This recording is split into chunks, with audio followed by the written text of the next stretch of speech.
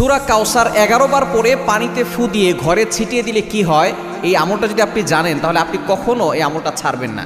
সূরা কাউসার হচ্ছে পবিত্র কোরআন কারীমের ছোট্ট একটি সূরা। 114টি সূরার ভিতরে 108 নম্বর সূরা হচ্ছে সূরাতুল কাউসার। মাত্র 3টি আয়াত রয়েছে এই সূরার ভিতরে। যদিও সূরাটি ছোট্ট, তবে এর ফজিলত অনেক বেশি।